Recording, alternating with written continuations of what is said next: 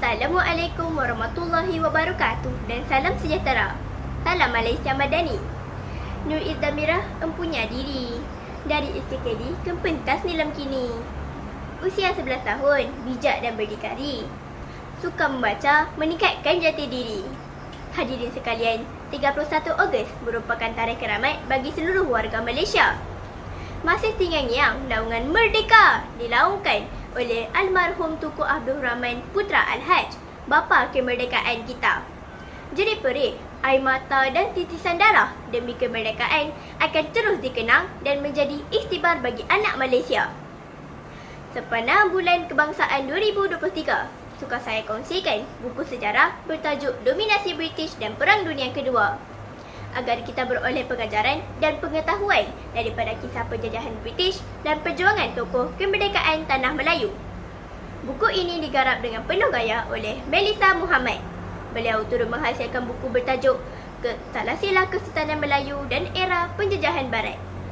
Buku ini telah diterbitkan oleh Pustaka Gedung Ilmu pada tahun 2014.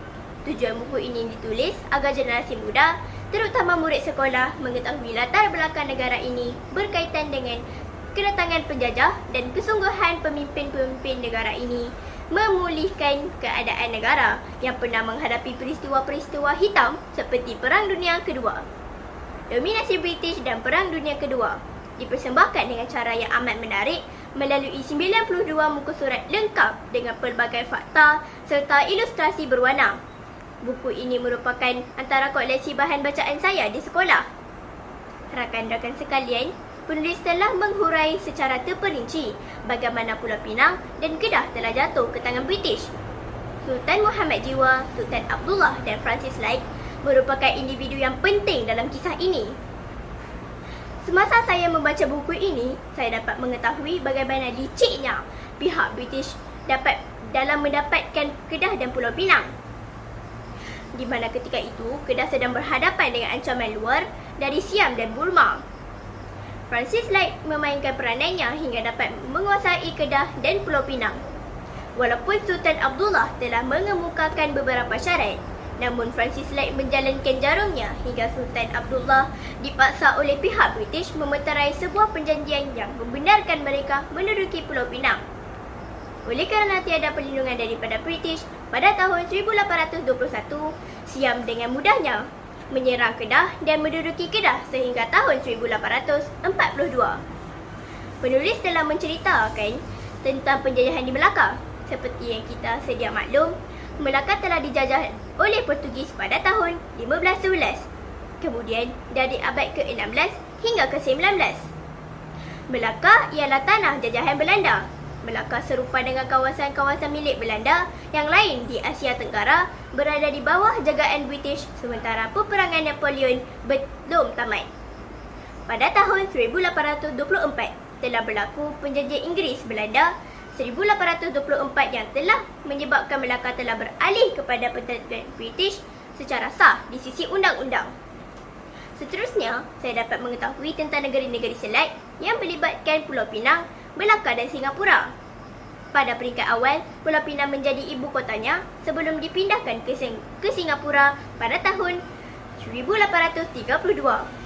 Rakan-rakan sekalian, melalui pembacaan buku ini, saya dapat menyimpulkan antara faktor campur tangan British di Tanah Melayu adalah berkaitan dengan ekonomi. British memerlukan bahan-bahan mentah kerana ketika itu berlakunya revolusi industri di Eropah. Ramai pedagang British telah melabur modal di negeri-negeri Melayu, khususnya di kawasan pelombongan seperti di Larut. Selain itu, faktor tangan British adalah kerana perang saudara antara pembesar dan sultan dalam merebut takhta dan kawasan. Malah, berlakunya pergaduhan antara kongsi gelap Jihin dan Haisan dan juga kegiatan perlalunan di Selat Melaka. Dominasi British di Tanah Melayu telah memberi kesan kepada ekonomi. Secara keseluruhan, negeri-negeri yang terbabit menampakkan kemajuan kerana pelaburan semakin giat, ekoran perkembangan perusahaan biji timah, kopi dan getah. Kesan daripada kemasukan buruh yang ramai untuk bekerja di sektor ekonomi, pentempadan mula berkembang dan menjadi bandar. Namun, sumber dan hasil ekonomi telah dimonopoli oleh pelabur-pelabur barat sedangkan kaum pribumi masih ketinggalan. Selain itu, akibat daripada sistem presiden di Tanah Melayu, sistem tradisi di negeri-negeri Melayu terjejas kerana Sultan tidak mempunyai kuasa mutlak dalam pemerintahan dan para pembesar hampir hilang hak tradisi mereka. Ini adalah kerana residen terlampau berkuasa, maka mereka mentadbir mengikut cara sendiri kerana garis panduan tidak disediakan. Penonton sekalian, seraya sejarah yang disampaikan, gaya penulisan yang bersahaja berjaya menarik minat saya untuk membaca hingga ke noktah terakhir. Hal ini telah menghilangkan tanggapan saya bahawa membaca buku sejarah adalah sesuatu yang membosankan. Buku ini secara tidak langsung memberi pengetahuan bahawa pentingnya hidup bersatu padu dan bertindak dengan akal yang bijak agar kita tidak mudah dijajah lagi. Saya amat mengesyorkan buku ini kepada anda sebagai bahan rujukan dan bahan bacaan tambahan berkaitan sejarah. Sekian dahulu perkongsian daripada saya. Yang baik jadikan teladan, yang buruk jadikan sepadan. Sekian, terima kasih.